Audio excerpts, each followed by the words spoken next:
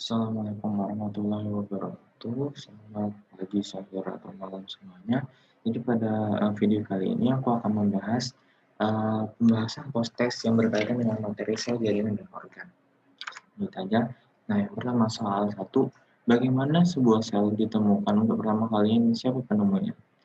Jawabannya itu, sel pertama kali ditemukan itu melalui pengamatan mikroskop majemuk dan melihat dinding sel kosong yang melingkupi sel-sel mati pada gabus yang berasal dari kulit pohon ek. Sel pertama kali ditemukan oleh Robert Hooke pada tahun 1665. Kemudian soal nomor 2. Sebutkan struktur yang terdapat dalam sel. Jawabannya itu ada membran selaput, sel dan dinding sel, inti sel atau nukleus, serta protoplasma yang terdiri dari nukleoplasma dan sitoplasma.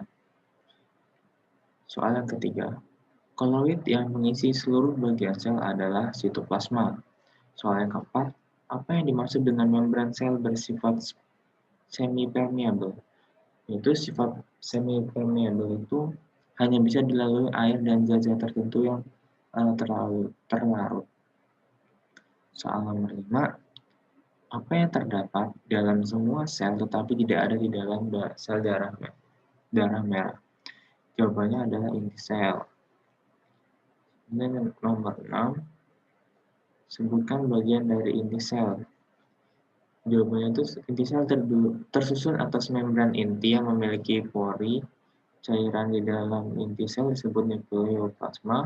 Ada DNA, ada RNA, dan ada anak inti sel atau nukleus. Soal nomor 7. Sebutkan jaringan dasar yang membentuk tubuh semua hewan, manusia, dan organisme multiseluler tingkat rendah. Jawab, ada jaringan epitelium, jaringan penyokong, jaringan pengikat, jaringan otot, dan jaringan saraf. Nomor 8. Jaringan yang bersifat elastis dan lentur yang terdapat pada rangka di awal perkembangan makhluk hidup merupakan jaringan tulang rawan. Jadi tulang rawan ini pada awalnya ada di makhluk hidup. Seperti kalau pada bayi itu rata-rata kebanyakan yang ada di dalam tubuhnya adalah tulang rawan, yang kemudian kedepannya akan berkembang menjadi tulang yang lebih kuat lagi. Kemudian sebutkan fungsi darah, yaitu sebagai alat transportasi substansi dari satu bagian ke bagian lain dalam organ tubuh. Darah juga berperan penting sebagai sistem kekebalan. Nomor 10, sebutkan bagian-bagian neuron. Jawab, ada dendrit, badan sel, dan ada akson. Apa yang menyebabkan sel-sel pada tumbuhan menjadi mati dan akhirnya digantikan dengan sel-sel yang baru? Jawabannya, karena perannya sebagai sel-sel penyimpan cadangan energi, misalnya pada buah atau umbi atau metabolit sekunder, dan untuk mengisi jaringan baru karena tumbuhan selalu bertambah masanya, khususnya bagi tumbuhan tahunan. Nomor 12. Berdasarkan kemampuan pembentukan jaringan, kambium dibagi menjadi kambium intravaskular dan kambium intervaskular. 13. Pertumbuhan kambium ke arah dalam lebih aktif dibandingkan pertumbuhan ke arah luar. Hal ini menyebabkan jawab kulit batang lebih tipis dibandingkan kayu. 14. Jaringan yang berfungsi mengangkut atau menyalurkan air mineral dan nutrisi dari akar ke dalam menuju daun adalah jaringan.